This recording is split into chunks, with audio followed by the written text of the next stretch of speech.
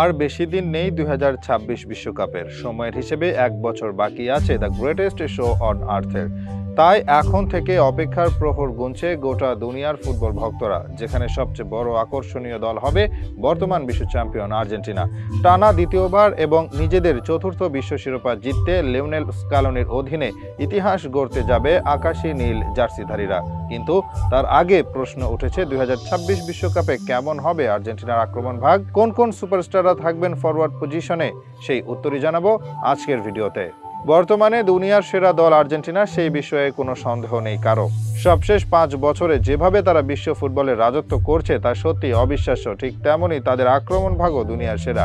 Messi থেকে শুরু করে ক্লাব ফুটবল মাতানো সব নামি দামি স্ট্রাইকাররা থাকতে পারেন পরবর্তী বিশ্বকাপে। টুর্নামেন্টের আগে সবচেয়ে বড় প্রশ্ন লিওনেল মেসিকে নিয়ে। ক্যারিয়ার শেষ সময় এসে পরবর্তী বিশ্বকাপ খেলতে পারবেন কিনা সেই বিষয়ে আছে যথেষ্ট সন্দেহ। তবে আসার খবর হলো আর্জেন্টিনার বেশ কিছু মিডিয়ার দেওয়া তথ্য অনুযায়ী গুঞ্জন রয়েছে আমেরিকা বিশ্বকাপে থাকতে পারেন এলএম10। সেক্ষেত্রে পুরো দলের পাশাপাশি আর্জেন্টাইনদের আক্রমণ ভাগেরও প্রধান দায়িত্বে থাকবেন তিনি।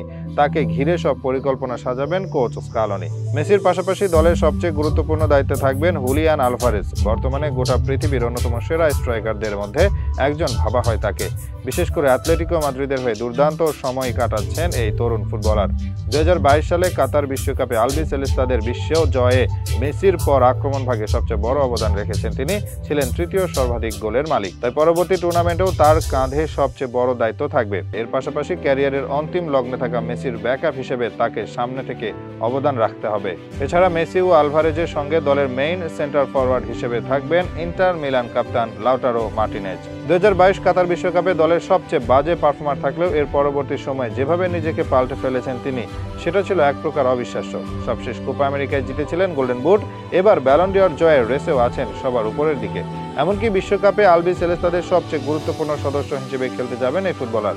এদের সাথে সবচেয়ে বড় আলোচিত নাম হতে পারে থিয়াগো আলমাদা। এরই মাঝে আর্জেন্টিনা জাতীয় দলের হয়ে বিশ্বকাপ জয়ের স্বাদ পেয়েছেন এই তরুণ। এমনকি জাতীয় দলের হয়ে গোল করে প্রমাণ করেছেন নিজের সামর্থ্য। আর্জেন্টিনা দলের হয়ে আলমাদা এখনো পর্যন্ত 7 ম্যাচ খেলে করেছেন 3 গোল।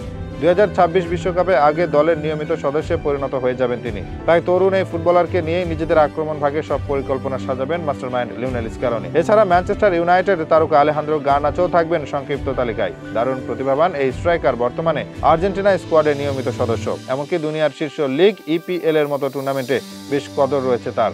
ম্যানিউ জার্সিতে অসাধারণ পারফরম্যান্স করার বরাতে বিশ্বকাপের প্ল্যানে বেশ ভালোভাবে টিকে আছে গার্নাচোর নাম। সব মিলিয়ে বলা যেতে পারে গত আসরের মতো এবারও নিজেদের সেরা ফরওয়ার্ড লাইন আপ নিয়ে 3 দেশে আয়োজিত হতে যাওয়া বিশ্বকাপে অংশগ্রহণ করবে 3 বারের বিশ্ব চ্যাম্পিয়নরা।